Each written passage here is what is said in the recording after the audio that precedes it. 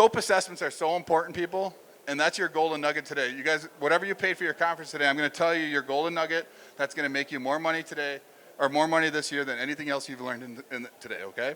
You ready for it? Do a scope assessment every single time. You go out, do an inspection.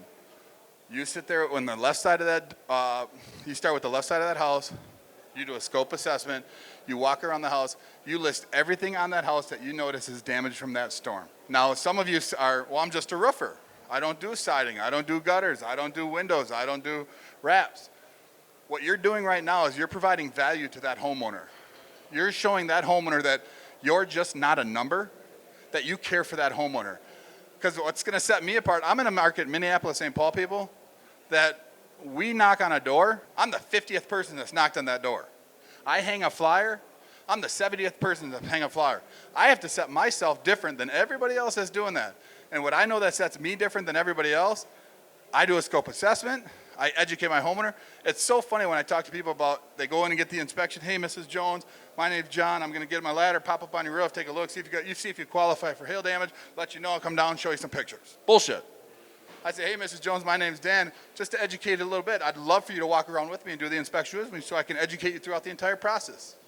Now, I've got 20 minutes doing my inspection with who next to me? And what am I doing for those 20 minutes? Adding value to that homeowner, selling that homeowner. By the time I get to that contingency contract, that's just a formality. I've already assumed my sale. I've already got them in my hip pocket. They're walking around with me. They know what's damaged. They know why I'm there to help them. I'm adding value to that homeowner.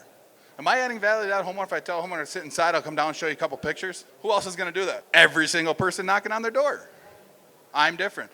So anyway, to answer your question, we take that scope assessment and write it all down. I tell the homeowner, I'm going to pop up on your roof, do a couple of quick test scores, see if there's enough damage up in the roof to qualify for a storm claim. Come back down, say, by chance we have enough on there, let's give this a shot. 9 times out of 10, what do you think the next question they ask after I just spent all that time? What's the next step? Well, the next step, Mrs. Jones, is I'm going to give you what is called an insurance agreement form. This form gives me permission to pursue your best interest with that insurance company to get a roof on top of that house and get all the damages that are taken care of on your property covered with no cost to you except for your deductible. Now, Mrs. Jones, you understand that I'm not going to do your grill and I'm not going to do your landscape lights, but it's my job as your advocate to get those things taken care of for you, and that's your money, do with what you want. I just added value to that homeowner, and that homeowner is going to sign that contract with me, hands down.